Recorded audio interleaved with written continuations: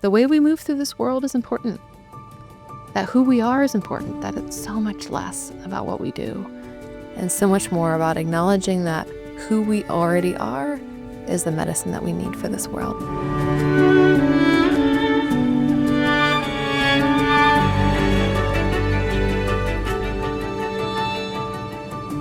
Hello and welcome back to Remember Why You're Here, a podcast for seekers and sensitives where you can relax, receive, reconnect to yourself, and remember the most important thing of all, why you're here. I'm Asia Suler, teacher, author, Earth Intuitive, and in this episode today, we're going to talk about something that's been really helpful for me for a long time, but especially recently, it's something I've been reminding myself of a lot, and that's this concept that it's not what you do, but how you do it. And I find that this concept is important for everybody, but is especially super important for other empaths and sensitives.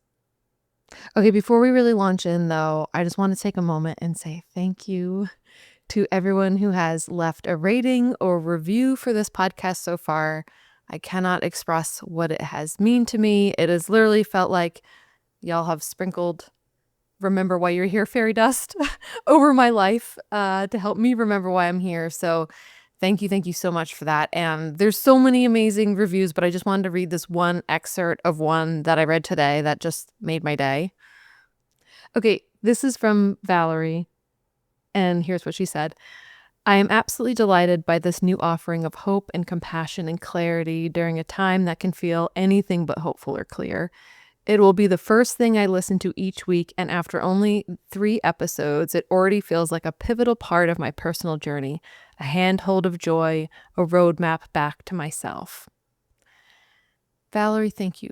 Thank you for that reminder of why I'm here, and thank you to everybody so far who has left a rating or review. Just such a gift, such a gift. Okay, so let's get into this episode together. So this concept of remembering that how you do something is so much more important than what you are doing is something that has been so helpful for me throughout my life. And I think it's something we all, particularly right now, really need this reminder of, especially when it feels like there's so many inputs, so many cries for our attention, so many things that seem so critical that we be doing, and yet there's way too many of them. There's no way we're going to get to do all those things, and yet they all seem so critically important. And in this time where it can just feel like we're surrounded by too muchness, just this too muchness of all the things that we're supposed to be doing, it's such a rewrite and reframe and resurrection to remember that the most important thing is not what you do, but how you do it. And a reminder of this really came in strongly for me when I was listening to another podcast called Tell Me About Your Pain by Alan Gordon and Alon Ziv in collaboration with Curable. The podcast is about chronic pain. Chronic pain has been a really big part of my life's journey. And in the podcast, which was a limited edition series, they're guiding people through exercises and reframes that are really helpful for releasing chronic pain. And this was one of the things that they highlighted, especially for people who are dealing with pain and who are really working on rewriting major patterns within their systems. Chronic pain as often a neuroplastic type of pain is something that lives in our nervous systems and our brains, and a lot of it is about learning how to rewrite deeply set patterns to release this holding pattern in your body. And I wasn't surprised, but I was so delighted to hear them talk about this again. And in this context of remembering that how you do something is more important than what you do, in the context of literally healing pain inside of our bodies. I think that this reframe and remembrance is so important for sensitives and empaths and seekers, because what I have seen over my years of guiding so many different people is that the folks that I tend to work with and that I feel like are drawn to this world of healing, we tend to be those who care a lot and who really are dedicating ourselves to our own personal healing, to the healing of the world, and sometimes are very much overachievers, have built a life out of, getting the homework done, out of understanding the assignment. And so it can become a pattern where we actually stack up way more on our to-do list than we could ever possibly accomplish. And we start feeling like this is our job, right? This is why we're here. This is what we have to do. And the doing of the thing is the most important. And sometimes it can feel like pressure. And sometimes we don't even realize that we're creating that pressure on ourselves because we've kind of tricked ourselves into thinking, oh no, but these are just all things I'm excited about doing. And while that may be true, ultimately, if we tune into often our nervous system, the gentler sides of ourself, what we're finding is that we're feeling overwhelmed by the too muchness of all the things that we think we have to do. And this can come up so profoundly on the healing journey. And I can attest to this very strongly myself as someone who's dealt with chronic pain and chronic illness, that there's a part of me that always wants to be the A student. Like I'll do all the exercises. I'll do all the things. And what I've noticed, and actually what they spoke to in this podcast, was that mentality itself can actually be a contributor to continuing or worsening symptoms. In my case of chronic pain and chronic illness, but for you, it might look like something different. And so I really started to notice this. And you might notice it too, the more that I talk about it. So here's a good example from my life. I have dealt with some form of insomnia my entire life. I don't really remember a time when I didn't have some sort of trouble falling asleep ever since I was very, very young. Something my mom has talked about a lot. My poor mom dealt with a lot between me and my sister and lack of sleep. And when I became an adult, I really got into trying to figure this out. Like how can I combat insomnia? How can I do all the things to make sure that I get to bed? And I did all the research and I read the books and I was listening to the podcasts. And it actually wasn't getting any better. And I had this whole routine. I still have this routine where, before bed, I lower the lights, I stretch, I meditate, I write in my journal, and I slowly downgrade the lights and the stimulation over this time till I'm literally just reading by a red light headlamp. And there's nothing wrong with this routine. In fact, it is very helpful for me. I need like an hour transition time. This is something I've realized for myself. But what I noticed is that when I got very into the doing, like the checklist of the things, there was a certain amount of intensity behind it. And that intensity actually was antithetical to the energy that I needed in order to relax, to down-regulate my nervous system enough that I could sleep. And, for me and my experience with insomnia, this is really the key. It's all about the nervous system, and it's all about whether I am in an activated mode or whether I can feel safe enough to start going into a more down-regulated space. And I realized that even though I was doing all the things, it wasn't working because of how I was doing them. And I saw this a lot over the years working with different clients and students, that we can do sometimes all the things. And it can be so frustrating, right? Because we're doing all the things. I'm doing all the things. Why am I not healing?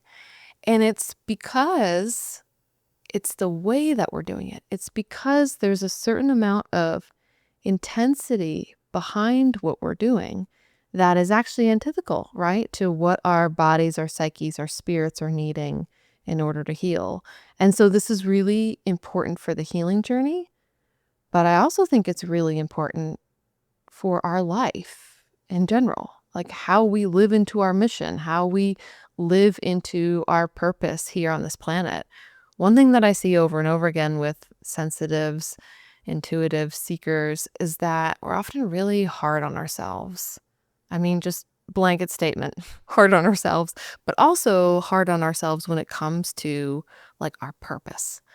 There's this deep, intense push inside of ourselves to find our purpose, to be on our mission, to understand why we're here. And so there's this constant drive, right? The seeking of like, what is the mission? What is the purpose? How do I know when I'm on it? I want to live up to like my soul's potential in this lifetime. That's something I've always felt really deeply. And I know a lot of you feel that too. Like this really strong desire to live up to our soul's potential, like why we came here. And the funny, paradoxical, like the universe laughs kind of deal with this is that often when we come at it from that level of intensity, like I'm going to take this workshop, I'm going to read this book, I'm going to make this practice a part of my life, it almost feels like that purpose keeps slipping through our fingers, right? Or we keep having to do the next thing. And that's just part of the culture we live in too, right? Where it's almost like there's always this push to be doing the next thing, consuming the next thing, buying the next thing, consuming in every way, including reading something or, producing something, making something a part of our life. Like there's just this constant input, right? And yet the reality is that it's so much more about how we're doing things. We could be doing way less, actually, than we often think we're supposed to be doing if we just pay attention to how we're doing it. And this can be challenging because when we slow down to pay attention to how we're doing something, that's when all the feelings can arise, including sometimes the feeling of frustration, right? Of like, why isn't this happening more quickly? Why am I struggling so much? Like, I want to be at this place. I want to be at point, C, but I'm still at point A. Like, why is that? And what I have found, and the way I've described it before, is almost like there's a river or a creek or a stream, a spring-fed stream that you're here to drink from. And like that stream is actually like your own center of self. It's this place of calm and peace and well-being. And that's like all you actually need to fulfill your mission in this life. And to know what the next right step is to be able to drink from that river. And yet in order to drink from that river, we have to walk through this like line of fire.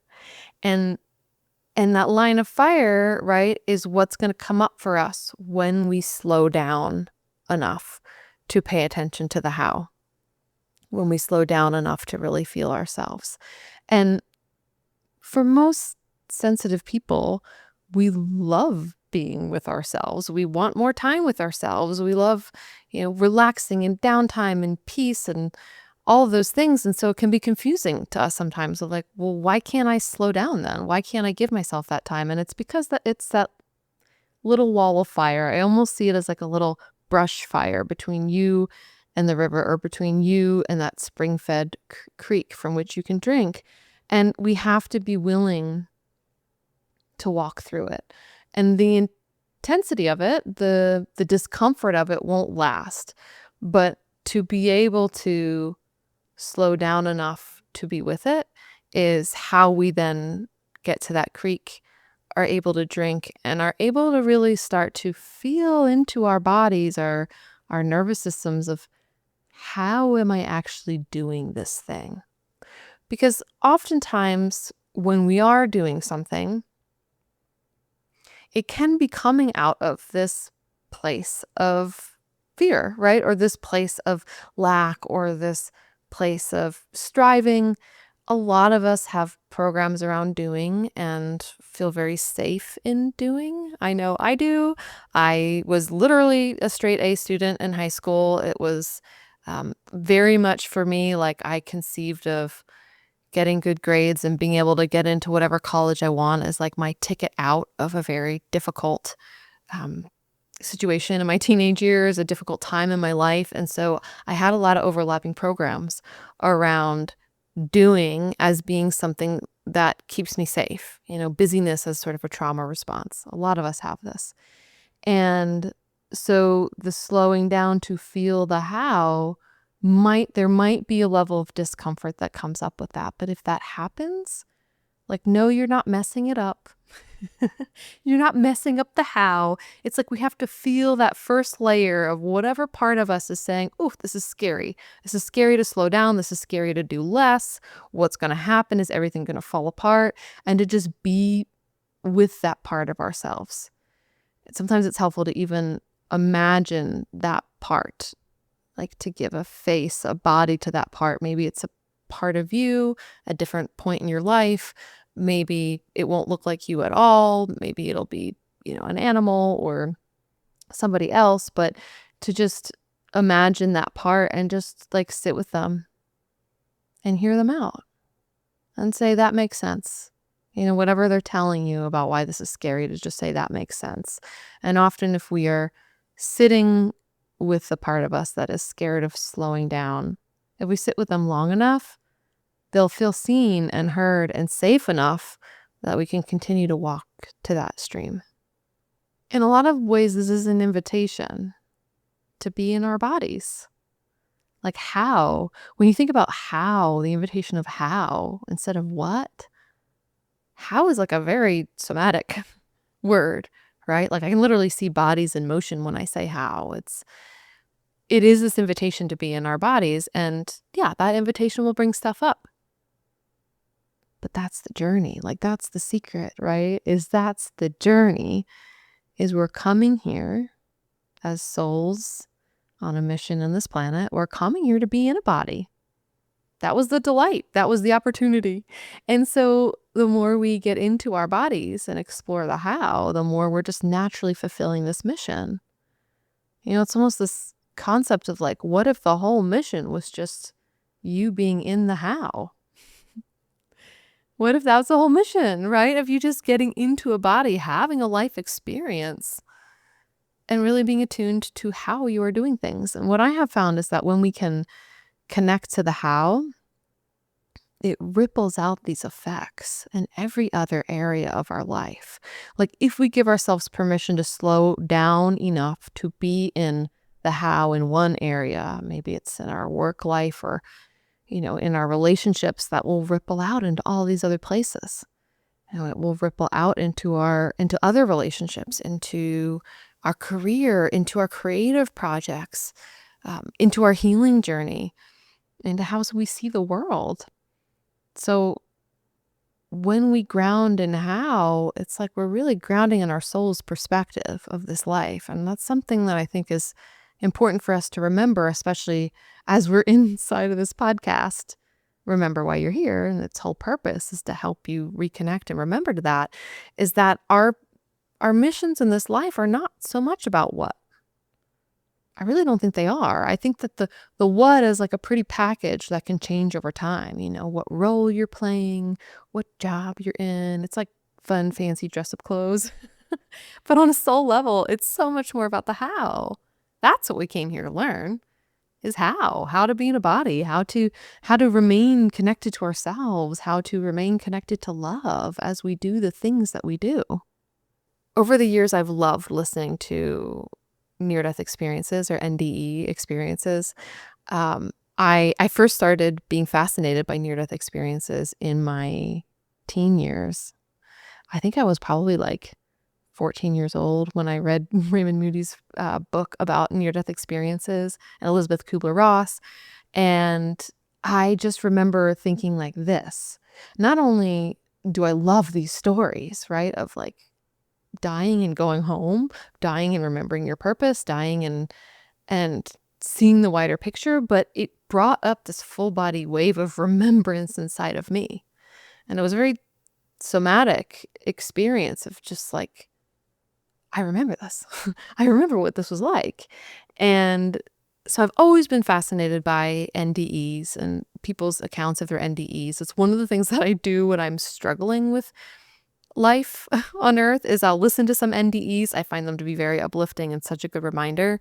But one of the things I see over and over again in accounts of near-death experiences is people talking about exactly this, that they die and have these life review experiences where they're overlooking their whole life and they realize all along it was never about what they did. It was entirely about how they did it. And that's such a reframe for our culture that we live in, right? Where there's just so much pressure on what you do.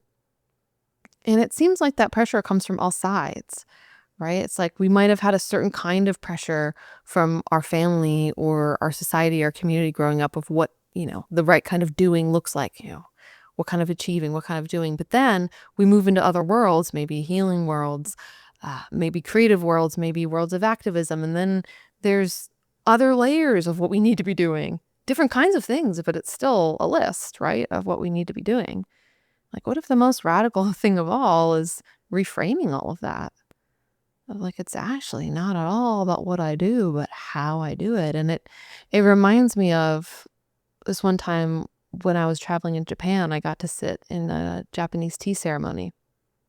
And I'd never been in a Japanese tea ceremony before. And I was really struck by how simple the ceremony actually was, but how powerful it was because there was so much intention. There was so much emphasis on the how in every single movement, like the picking up of a whisk and the putting back down of that same whisk. It was poetry. It was pure poetry watching this tea master operate. And it was entirely out of the space of paying such exquisite detail to the how. Such exquisite detail. And so while the slowing down into our how can bring up sometimes unprocessed feelings and emotions and stuff, ultimately, and you might be feeling this right now in your nervous system, ultimately, it's relieving. Isn't it relieving to remember that, like, oh, I actually could never fail because it's not about what I do or don't do. It's about how I do the thing. And the how is this evolving process. It's like, as long as I'm paying attention to it, as long as I'm really paying attention to how, I'm doing it right. Because ultimately, what we would like is to be doing things out of a place of peace and love and compassionness and openness and centeredness. But we might not always feel that right away. But us just paying attention to how we are feeling is how we get there. It's almost like the road we can't help but travel down. Our natural state as spiritual beings, as souls, is one of love, acceptance, openness, freedom, centeredness. And so anytime we just pay attention, actually, to what's going on inside of us, anytime we pay attention to the how, it's like it naturally just leads us to that place. And it might not be right away. But that's always where every single road is going. Every single path is going. That is always where you're going. It's where you come from. It's where you're going. It's the ultimate reality that surrounds you at all times. And so I invite you today to really think about the things that maybe you want to do in your life. And I'm sure you have a list. I have a list. I have a long list. But to ask yourself, with the things on that list, and how do I want to do them? Because I've seen this over and over again. I've seen this in my business, that when I do something because I'm trying to get it done and I am crossing it off the list and it feels urgent in some way, that thing only goes so far. But when I do something from this almost like fluid flow, like I think about like someone practicing a martial art, that kind of energy behind something. When I'm really in tune with the how I want to be doing it, how I want to be feeling when I put it out into the world, it goes so much further. So you're amplifying anything you do by just paying attention to this how, giving yourself permission to let go of all the what, all the things on the to-do list, and just paying attention to the how. And so asking yourself maybe today, out of that list of things, what is the most important thing that you want to do? And then ask yourself, like, how in your ideal world would you want to do it? Like, how would you feel inside of yourself? What would that feel like in your body to do it that way? To get specific, if you can, with sensations that you would want to be feeling in your body. How would you want to feel in your body? How would you want to feel in your life? How would you want to feel in your relationships? How would you want to feel at the end of the day when you're going to bed? And like really feel this right now, if you can, if you have a moment and the time. And now that you've felt it, reframe it and realize that that's actually what you want to do. Is you want to feel that way. You want to do things in a way where you're able to feel that way, to connect into the how. And you have the ability to do this because this is your birthright. This is just who you naturally are. It's allowing who you naturally are to be inside of everything that you do. And so to ask yourself in this moment, like, in what ways can I protect my how? Because we do live in a world where there is so much pressure. There's a lot of fear. There's a lot of urgency, and it makes sense why it's there. It makes complete sense. And we will have to continually do this work of protecting how we want to do things, of reminding ourselves that it's important. This how is actually super important in this world. Because at the end of the day, it's not what you do that will help heal the world. It's how you do it. And we can see this in every single facet of the world. I think about, for example, gardening and the idea of building soil, rebuilding soil. It's not like what I produce in my garden. Like ideally, sure, I'd love to be able to feed myself from the garden and sort of exit some of these like global food systems that we're a part of that are just not good, right? Not sustainable, not going to last, not beneficial pretty much for anybody. And yet, like when we get so focused on the what we're producing in this garden, right? We can really forget the how, the process, the slowing down enough that like I'm actually building soil. This is regenerative. I'm feeding the earth as I do it. We've forgotten the energy of how in our world today. And the energy of how, that energy where we're invited to slow down, connect to ourselves, be aware of our inner states, that's what's going to shift the world. And so every time you're willing to connect back into your how, to give yourself permission to realize that it is how you do something and not what you do, that's the most important. You are healing the world. So thank you for tuning in to this podcast today, for spending this time to be in your how, to attune to your inner environment. It's such an honor to be here with you. It is such a reminder for me of why I'm here. And it's been such a delight. And a reminder that I have a voicemail now. So you can leave me a voice message. If you just go to asiasuler.com/remember, you will find my voice answering machine there. You can leave me a voice message. I have been getting messages that have been so fun so far. And one thing I'm going to be doing is sharing some messages here on the podcast, possibly doing some Q&A this way, expanding on topics that people want expansion on.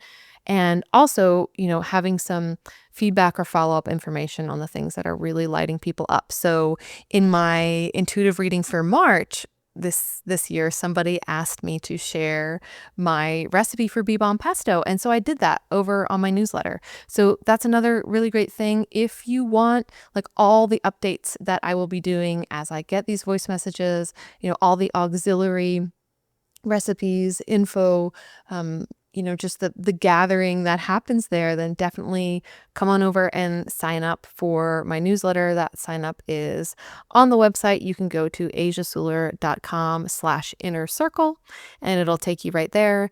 And that's really one of my favorite ways to keep in contact and to be in connection with you.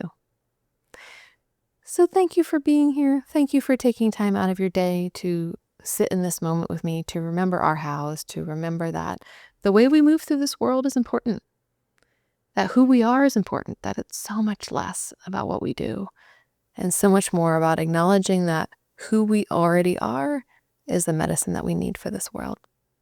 So I am going to be tuning in next time with a really exciting announcement of something that I've been working on for so long. So tune in for that next week. I have butterflies in my stomach just talking about it, but I'm so excited. I cannot wait to just spill the beans. So with that, I hope you have a wonderful rest of your day, and I'll see you next time on Remember Why You're Here.